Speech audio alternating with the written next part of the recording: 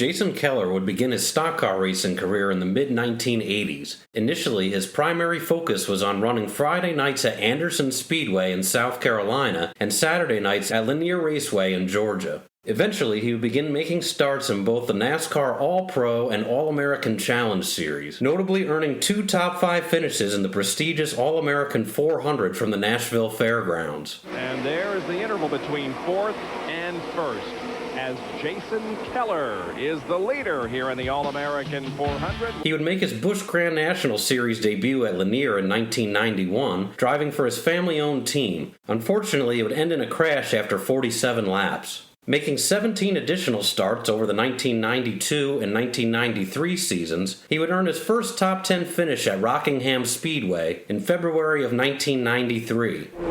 And a young fellow who's had a very impressive drive here today, Jason Keller out of South Carolina. Just keeps moving them on up, one at a time. And here's Keller underneath bound. Just keep picking away at it, just getting it one car at a time. He would attempt to run the full schedule for the first time in 1994. Things would not start off well, with the team failing to qualify for the season opener at Daytona and suffering an engine failure the following week at Rockingham. He would rebound in the third race of the season at Richmond, earning his first top 10 of the year. His next flashes of success would come in the form of a pole at Orange County, a top 10 finish at Dover, and a hot start to the weekend at Myrtle Beach, seeing him earn a second pole and leading the opening 38 laps of the event. Greenville, South Carolina's Jason Keller stays in first place in the Budget Gourmet Chevrolet. His best stretch of the season came in August, earning 3 consecutive top 10s at IRP, Michigan, and Bristol. His best career run to date would come at Dover in September, where he would lead 60 laps and earn his first career top 5 finish. One final top 10 at Martinsville in October would propel him to a 17th place points finish. Sponsor Budget Gourmet would return to the team for the full 1995 season after having been on the car for the majority of races the previous year. Starting off steadily, he would earn top 5 finishes at Richmond and Hickory and top 10s at Darlington and Bristol. Consecutive runs of 7th, 6th, 4th, and 2nd at Nazareth, Charlotte, Dover, and Myrtle Beach would push him up to a season-high 3rd in points. After earning a top 10 at the Milwaukee Mile in July, he would break through, earning his first career victory at IRP August 4th. We're talking about some of the young talent. How about the guy who qualified 3rd, the Budget Gourmet Chevrolet driver, Jason Keller? He's standing by with John Kernan. Jason carrying the in-car camera tonight, starting 3rd. Looks like we're finally going to get this race started. I tell you, NASCAR's really done a great job, and all the guys here at IRP has too, to get this thing tried off. And my guys on this Budget Gourmet car crew have really done a great job too. So maybe we can get this thing dried out, and maybe good things come to those who wait. You know, we've been waiting a long time to get us a win, so maybe the night's tonight. Jason Keller, his second full season at NASCAR Busch Series competition. In fact, his first full year with the full sponsorship. Still looking for that first win. He had a runner-up finish at Myrtle Beach earlier this year to Larry Pearson, and what a great run he had that night. One of the up-and-coming young drivers. Riding along with Jason Keller, he is in 3rd position, and both he and Sawyer have pulled right to the rear deck of Johnny Benson. Just about dead. Now, so on the Winston Cup circuit, a lot of times we see it's a quick change. They've got a section on the passenger side, if you will. Now, they are battling for the 3rd position. Jason Keller has moved up into the 2nd position now. Here it is again. As it goes into the turn, the back end just gets out from under him. He clips the wall just a little bit. Don't think he did much damage there. There's Jason Keller's Budget Gourmet Chevrolet. If there's a sentimental favorite up front, it's got to be this young man. 2 full years on the tour, and he has yet to go to victory lane. He has been very, very close. And boy, wouldn't it be an emotional win tonight for that young man? It certainly would. He's been looking forward to that first win. And we're getting ready to go green. 20 laps to go. Any predictions, Ned? I think Jason Keller is going to be awfully hard to beat. He's had a strong car all night long. He's driven a very smart race up to this point. And if nothing happens, I believe he's the man to beat. And my car says he's out front, so that makes a big difference too. Well, they waved the flag. He's trying to beat Joe Bessie into that corner, and he did, down on the inside. That's what he wanted to do. So he set his own groove, not have to run a groove that he don't necessarily want to run in. Jason Keller pulling away somewhat now from Nelson Sawyer. Ned, you made the call at the beginning of the race. And Keller was biding his time early on and being very, very smart with his tires. Jason Keller just driven on away, trying to get his first victory in NASCAR Busch competition.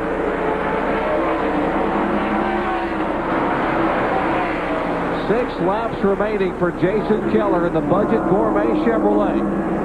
Trying to become the 12th different winner in 14 races here at Indianapolis Raceway Park. It'll be 5 to go this time by for the native of Greenville, South Carolina.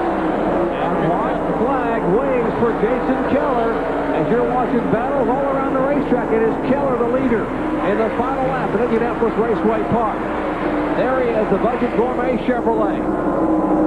His 63rd career Busch Series start, and Jason Keller is less than half a mile from victory. He will take the checkered flag. And Jason Keller gets his first win. You think that young man is happy to prove, celebrating on pit road. 25-year-old Greenville, South Carolina driver gets win number 1 in Busch Grand National Series racing at Indianapolis Raceway Park in the NASCAR Kroger 200.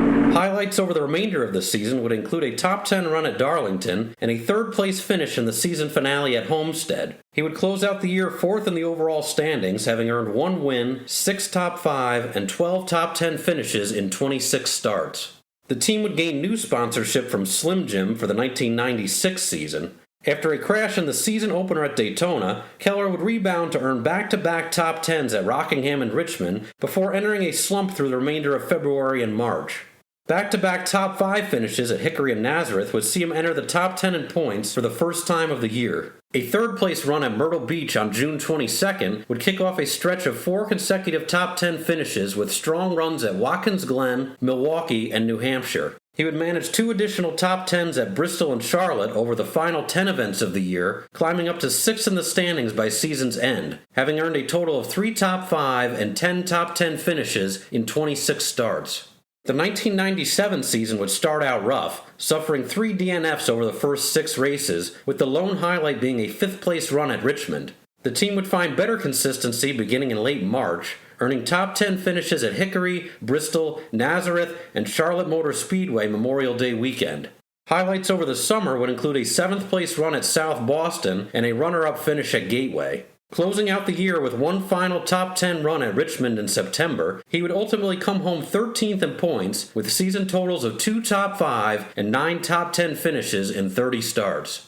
After selling the team to Steve D'Souza and Progressive Motorsports for the 1998 season, Keller would start off steadily over the first half, earning top 5s at Nashville and Bristol and top 10s at Rockingham, Hickory, Nazareth, Dover, and Richmond. Peaking at 5th in the points after a 10th place run at Watkins Glen in late June, the remainder of the year would be less consistent. Suffering 6 DNFs over the final 15 races, his best run over that stretch would be a 16th place run at IRP. Ultimately, he would slide to 16th in points by season's end, having earned 2 top 5 and 8 top 10 finishes in 30 starts. After working together on a few occasions the previous season, IGA Supermarkets would significantly increase their backing for the 1999 season. Crew chief Steve Addington would also return to the fold for the first time since 1995. The reinvigorated team would see a marked improvement in performance, earning top 10s in race 3 from Las Vegas and race 6 from Texas. He would come home 3rd the next week at Nashville before breaking through on April 10th and winning Bristol from the pole, claiming his 2nd career victory. Side by side, Keller and Grubb up front. I tell you, this car number 57 car is like a rocket out there. He went by Matt Kenseth a moment ago like Kenseth was throwing an anchor out. Talking about Jason Keller, 28-year-old driver. His lone win in Busch competition coming back in August of '95. And there he goes for the lead. He's on the inside, takes the lead, and here comes Dale Earnhardt Jr. And here's 2 guys that are looking for their first win of the season. Now making 2 car lengths. He's 1/4 of a second behind. He has gained 1/4 of a second in the last 3 laps. Obviously a little bit faster, but can he get by? He's really fast. But watch Jason. He's right on the line. Dale Earnhardt drifts up just a little bit, and he'll open that door. And there he slipped. He slipped on in turn 1, and Jason Keller just drove right by. Wow, Kyle, he made it look easy, but it wasn't nearly so. It wasn't nearly that easy, but let me tell you something. Earnhardt's driving the wheels off that thing. He goes in, pushes up a little bit. Jason gets down on the white line. Nobody deserves to win this race more than Jason Keller. He's run better and more races to have nothing to show for it than any other driver out here. And once again, there's a slower car, Bobby Hillin. Jason Keller drives to the inside. And look out, Earnhardt Jr. close up right on the back bumper. And right in front of these guys is a huge pack of cars. Look at all these cars, and here comes the leader. And the white flag is in the air. He can't afford to back off now. He can't afford to back out. But he's got to catch him just right. Here's the thing. You got to remember, Earnhardt can catch him, but these guys are too wide in front of him, too, so it's just whether you pick the right lane or not. Here comes Earnhardt closing in. Final lap out of turn 4, and even with traffic, Jason Keller will win it by 2 car lengths. Earnhardt is second. Boy, there's a happy camper. It has been 102 races since Jason Keller won in Busch competition. There's Steve Addington. Let's go down to our McDonald's Winner's Circle interview. Bill Weber standing by with our winner. Bill? Well, it has been 2 seasons of nightmarish races for Jason Keller, but you never gave up, and your struggle finally ends here in Victory Lane in Bristol. Congratulations. It's pretty cool, you know. Man, what a car. I was just a fortunate one driving the Fleming Team IGA Chevrolet today. I mean, man, they give you a car. Yes. I mean, great pit stops all day long, and I just can't say enough, man. I was a fortunate one driving it today. You're third in points right now, and you're very wet as well. But, Jason, earlier this week, you said you had the confidence and you would have the crew in the car that could win here. Why did you believe that? Well, Jason Keller didn't forget how to drive the last 2 years. These guys are putting great race cars under me and making Jason Keller look good. But this man right here, I'm back with Steve Addington, my crew chief, and told you I'd get you one, Greg. I knew you would, bud. And what a day, man. I mean, last week, Jeff Green won. Today, we won. Another hug. Just one more question. Your first win in Indianapolis was certainly an emotional victory for you, Jason. Where does this one fit in? It's been so long since we won. I was kind of down if I could until I got with this group of guys. Now the competition better watch out. We're on a roll. Congratulations. Thank you. It's an emotionally drained Jason Keller that makes his return to Victory Lane here this afternoon. The remainder of spring would see him earn top 10s at New Hampshire and Dover. Showing speed over the summer months, he would finish in the top 5 at Watkins Glen and Gateway, and lead 84 laps before finishing 8th at Myrtle Beach. On August 6th, he would win from the pole for the 2nd time of the year, taking home the checkers at IRP. NASCAR Busch Series Grand National action, Jason Keller, the Greenville Rocket from Greenville, South Carolina. He and fellow Greenville, South Carolina native Shane Hall qualified on the front row. They went to school together, went to elementary school together, junior high school. They went to Greenville Pickens High School together in South Carolina. Actually, it's just called Pickens High School. They were boyhood friends. In fact, Shane allowed Jason to fly up here with him on his airplane. They've raced go-karts. They've just been great friends throughout their life, and so what a great opportunity for those guys to run 1-2 tonight thus far in Busch competition. Started on the front row and still running 1-2. Well, what he did is he was able to push Kenseth up out of the groove, and that opened the door for Jason Keller, who is our new leader. Now it is Keller, Todd Bodine, and Kenseth. They're the front 3, and Fedewa is indeed back on the lead lap. Now Todd Bodine looks on the inside of Jason Keller. Nothing there for him that time. Now Keller knows that he needs to get around Fedewa as quickly as he possibly can because those guys are breathing down his neck. Todd Bodine now beginning to move in a little bit on Keller. We get 10 laps to go that time. And Jeff Green is moving in on Earnhardt Jr. too. That's the battle for first and second there. Keller in the 57 car. Jason Keller, who's our pole sitter. Todd Bodine, Trop Arctic Chevrolet. And Bodine looking to the inside. Can't hold it as Keller pulls him off the corner. Well, this time by NASCAR flagman Matt Abernathy will hold that one handful. 5 laps to go. 5 to go at Indianapolis Raceway Park, and this capacity crowd are on their feet. 28,000+ here have jammed their way in to see the final laps of the NASCAR Busch. And one car spins across the racetrack. Hard impact. That is Adam Petty, who comes across the racetrack and slams the right side. Well, Matt Abernathy will wave the caution and the white flag for Jason Keller, the 29-year-old Greenville, South Carolina driver, signifying that next time by, Keller will be flagged with his third career victory and second at Indianapolis Raceway Park. And that would be Steve Addington. Steve, did these late cautions help you? The last one obviously was really good, but on the short runs, were you guys really good? Yeah, I believe if we'd have went 20 laps there, you know, Todd would have had a shot at us. Jason was going to make that car wide. These cautions helped us. It helped us a bunch. Congratulations, Steve, and he's coming to the checkers right now. Congratulations. Thank you very much. All right, back up to you, Jerry, the winner, Jason Keller. Thank you, Dave. It is official. Jason Keller from Greenville, South Carolina, who does so much work for charity. He has a cystic fibrosis golf tournament down there every year in Greenville and gives so much of himself, and certainly has been struggling over the years to finally get his career on line this year. It is good to see. Managing 2 additional top 10 runs at Richmond and Rockingham over the final 10 races, Keller would close out the year 8th in the standings after earning 2 wins, 5 top 5, and 12 top 10 finishes in 32 starts. Prior to the 2000 season, the team would be acquired by PPC Racing and would secure season-long sponsorship from Excedrin. Running steadily over the first 9 races, he would find himself 10th in the standings, with highlights including a 4th-place run at Rockingham and a 9th-place run at Bristol. Beginning at California Speedway on April 29th, he would kick it into high gear, earning a top 10 and then earning back-to-back top 5s at Richmond and New Hampshire. 2 weeks later, he would take home the checkers at Dover, earning the 4th victory of his career. Hey, look at old Jason Keller there in the 57, grabbing 4th away from Jeff Green. Remember, it wasn't just a couple years ago when he had this thing won, and something happened right at the end of the race. I can't recall what it was now, but I fully expected to talk to Jason Keller in victory lane here. I guess it's been, 2-3 years ago, but right now he is quick, and he's going to put the move on Matt Kensington very soon, move into 3rd. He's got enough time to catch the leaders, and his lap times right now are at least as good and maybe a little better than theirs. So Jason's got a good race car. So Jason Keller powering to the outside of Matt Kenseth. Matt Kenseth has learned that move from Mark Martin right there. He does not have the race car, so he just moved over and let him go. There's the 2nd place battle. Kevin Harvick in the 2, Jason Keller in the 57.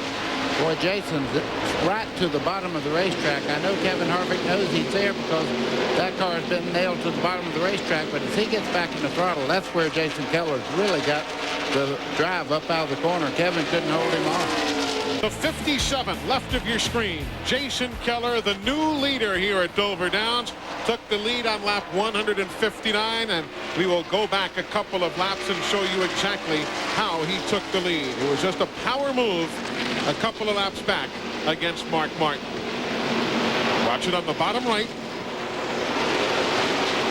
See Mark just move up out of the way. He'll do that, and then he'll look at your line on the racetrack and see what he's doing, that maybe he can improve on his performance also. Ralph, does Keller's team think that Mark's got an assault mounted yet, or do they think they can hold him off?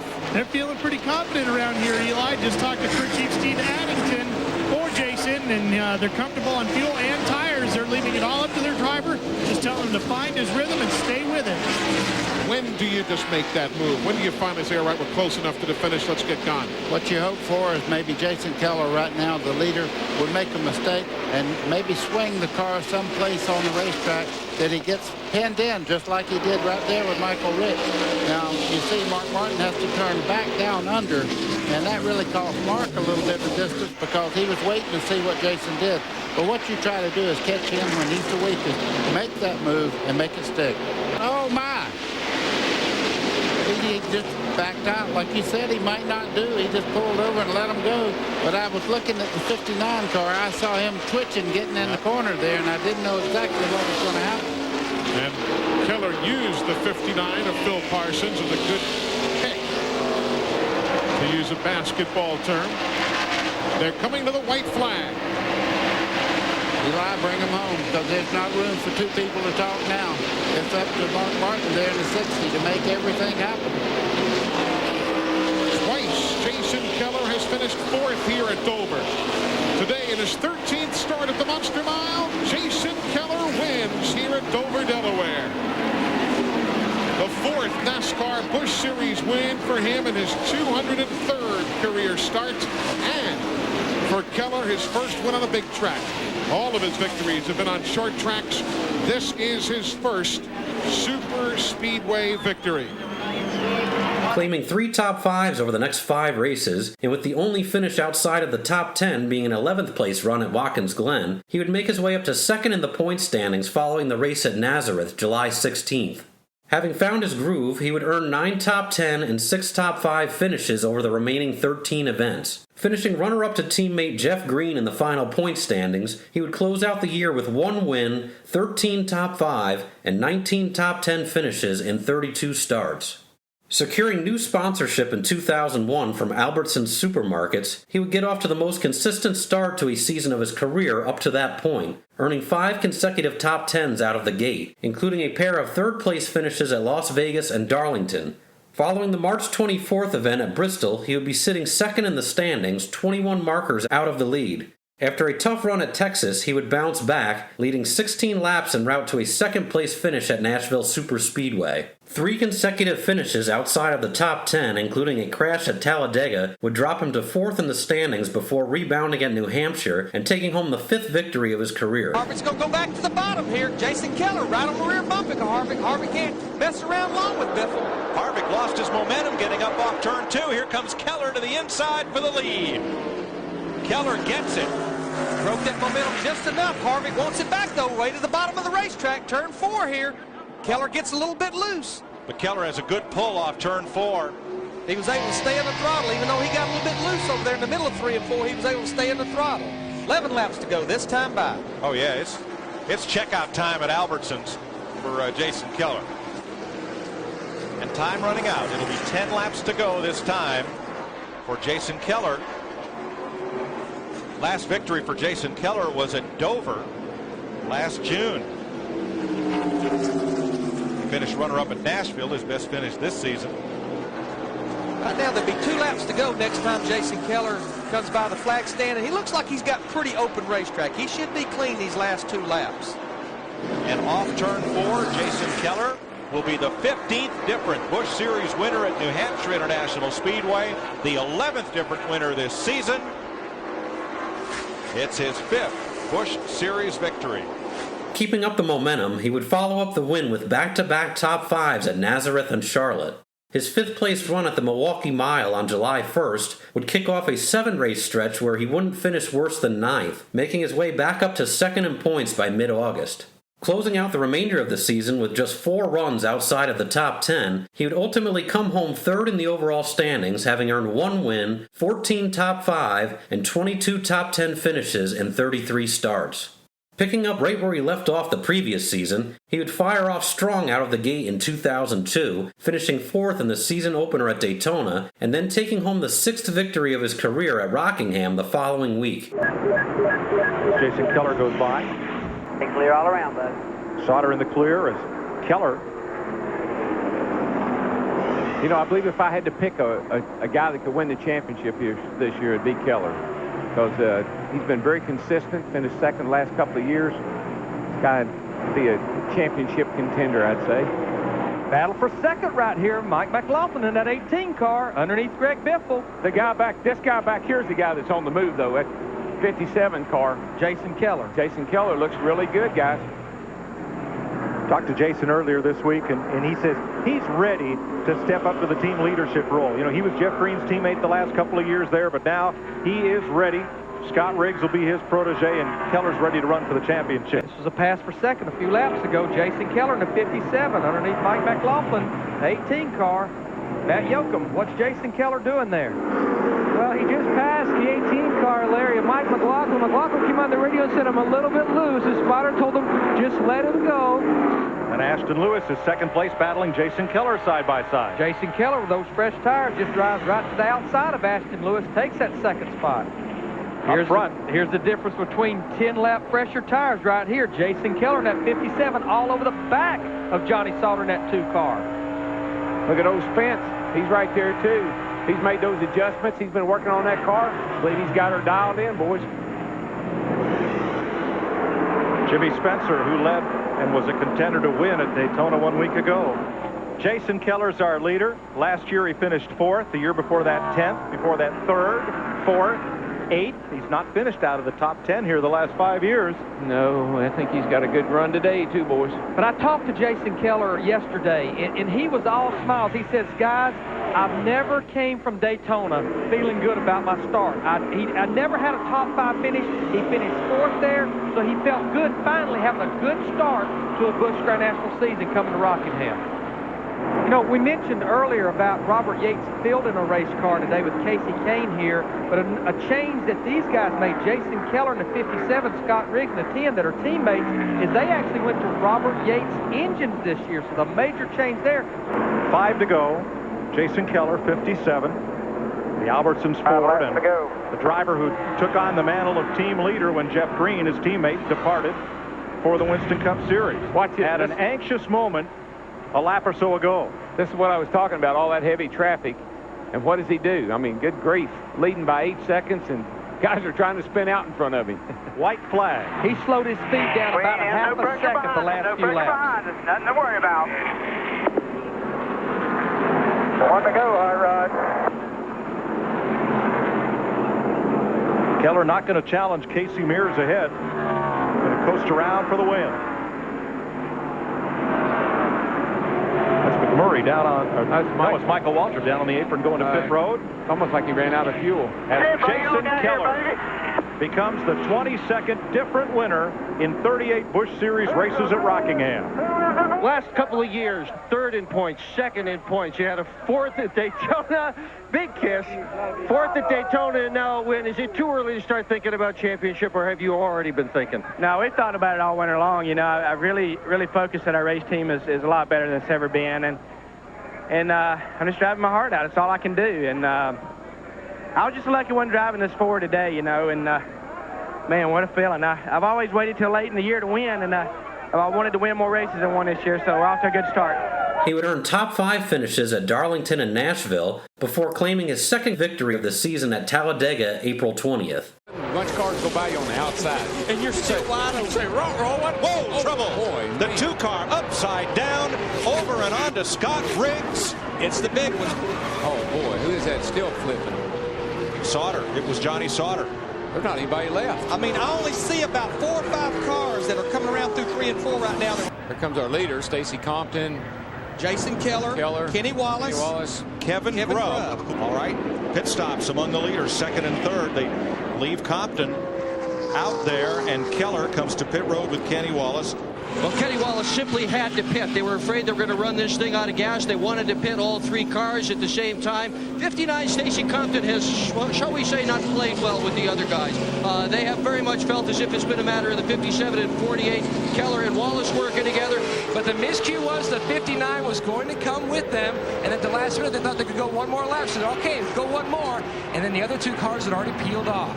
There you see our leaders, probably their last pit stop complete. They're back together. There's about 3 cars up in front of these guys. Jason get a little bit of sniff from those, but Stacy drifts up just a little bit. If it don't happen there, I don't think it's going to happen. 45,000 to win, 2/3 of that for second. Here they come. Bring it down there. Bring it down there. Takes that inside away. That's pretty much the race right there. Bring it back down. Bring it back down. Jason Keller gets his first Daytona Talladega victory, holding off Stacy Compton. A 5th place run at California Speedway, and then an additional victory at Richmond would find him atop the point standings by 34 markers over Jack Sprague. And here's a look at Jason Keller and Hank Parker Jr. as we have some of the drivers getting ready to go in the Busch race tonight. And that is Hank Parker Jr. with a Jason Keller t-shirt underneath. And the opposite here, Jeff Hammond. It's a good luck thing with these two. Like Jason Keller absolutely scared his crew chief Steve Addington to death in practice today because, well, Jason thought the car was so good. Halfway through practice, he just got out of the race car, put on his jeans, and watched the rest of practice. That's how good Jason Keller thinks this race car is. Was the Winston. That's what it reminded me of, like a restart on one of the Winstons. Jason Keller, he's going to take the position away from Jeff Green, getting into turn 3. This car has not been run since Phoenix of 2000, was a backup car all last year. You know, Darrell, even though the PPC team of Jason Keller and Scott Riggs has dominated this year, running a little different chassis here, what they call a drop snout, where the steering points are down, gets that roll shooter down. Very much suited for the flat corners like here at Richmond. You know, we've talked about young drivers maturing. How about Jason Keller? You know, we talk about him as a veteran. He's only 31. But he's got a lot of laps under his belt in this series, and he's a fellow who's poised to win a championship. Yeah, I think that's what he's going to be. That's going to be his asset this year, is the ability to win the championship. Consistent. He's not concerned about winning a lot of races. If he won 2 is the most he's ever won. He'd like to do better than that, but he's already won 2, so he's got a long season ahead of him. He's got a great chance. Maneuver. Here goes 57 by the 23. Jason Keller gets by Wimmer in the 60 car with the Biffles right there with him. That's second place. And I'd say that that's bad news for Bobby Jr. because these guys are coming. You got Bobby Jr. poised to win his first race. I tell you, though, I just don't see how he's going to hold that 57 off. Boy, Keller got such a run off turn 2. Pulls to the inside here, getting into turn 3. He just a dive into 3. He's faster than Bobby Jr. Bobby knows it. Uh-oh, he's got problems. He may be out of fuel. 6 to go. Pretty much Jason's got clear racetrack in front of him, the length of the whole back straightaway. He just... his lead continues to build over Ashton Lewis, about 2 3/4 seconds. He just needs to be smooth here and take it easy. To finish in the top 10 tonight. And that could pay off big for Dale Jr. and Steve Clark tomorrow night because he's going to have a lot of good information to give to his teammates. Last time around for Jason Keller. And Kenny Wallace just slowing down. I don't know if he's got a problem, fuel, engine. All right, buddy, you're on your own from here. I'm going to victory lane. I like that. Jason Keller has won at Richmond. You're the man, It's the 8th career win for Keller. He takes over the point lead and scores his 3rd win of the year. Overheating issues in New Hampshire would briefly knock him back to 2nd in points before the series headed to Nazareth, where he would head to victory lane for the 4th time in 11 races. Jason Keller battling with Jack Sprague. And Jason Keller makes the pass. Mikey's never won here, but he has 3 top 5s and 6 top 10s in 8 starts. Well, you know, Jason's got a lot of time around this racetrack, but he's got, as the boys say, Big Mo on his side, momentum right now. He's got a great race team. He's won 3 races this year. You know, Mike, you talked about that Robert Yates horsepower under the hood of the 57, but Jason said the biggest adjustment that he's made this year is his attitude. You know, that he feels like he can win, and if he goes to a track where he hasn't been real competitive, he doesn't let it get him down. He still feels like he can be competitive. As a team organization, that 57 car and that 10 car, those guys have definitely got the team unity. You know, we can't sit here and talk about Harold Holly, but we got the crew chief from the 57 car who's got Jason. Steve Addington. You know, is doing a great job. Steve, you know, Steve and Jason been together for a long time too. You know, that's they got the camaraderie they need between each other. Yep, both from upstate South Carolina. I never heard that before. Upstate South Carolina. Yeah, man, that's Greenville, Spartanburg. Oh, okay. Yeah, upstate. Just about when you said upstate, I thought we were going to New York or something. No. Jason Keller doing what he's been doing all day long. He's just leading this race and kind of pulling away from his teammate Scott Riggs at the moment. And Hornaday's hot after Riggs at the moment. Led 139 laps. I guess you call that domination, wouldn't you? Yes, I would. Yeah, that's pretty strong form of it. Closing laps, 9 to go. Jason Keller, there he is in the 57. Made his first NASCAR Busch Series start in 1991 at Lanier. Down in Georgia, 266 starts today. And as we said, he wants to win this NASCAR Busch Series title for the first time. Jason Keller, 5 miles away from his 9th Busch Series win. Jason spotter, owner, crew chief's up there going, okay, buddy, just ride it on here. Your teammates behind you. We're going to bring home a 1-2 finish for PPC. If nothing happens, don't let anything happen. Just get us a great finish. Gary, what you got? If the 57 car and the 10 car, now you guys are going to find this hard to believe. If they run 1-2, it'll be the first time in the history of PPC. They've won a lot of races between them, but this would be even a much sweeter win. White flag in the air, 1 mile for Jason Keller. Score his 9th NASCAR Busch Series win.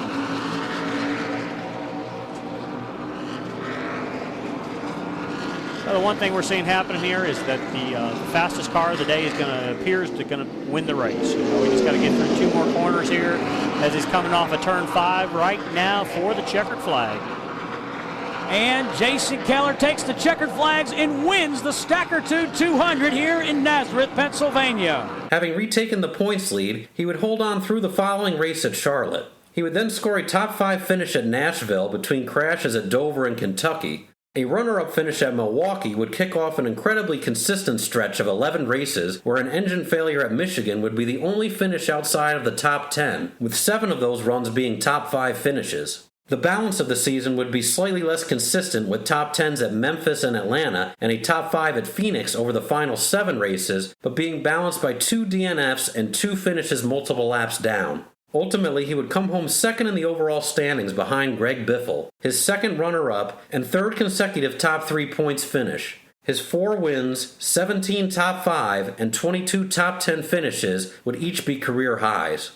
Looking to maintain the momentum into 2003, the season would start off strong. Despite being involved in an accident at Daytona, he would rebound quickly, earning top 5s at Rockingham and Las Vegas, a top 10 at Darlington, and a 3rd place run at Bristol, peaking once again at 2nd in the standings.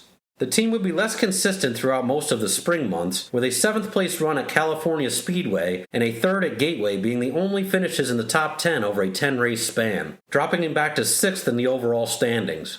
Rebounding in mid-June, he would score a 2nd place run at Kentucky Speedway and follow that up with a victory at the Milwaukee Mile in what would be the 10th and final series victory of his career.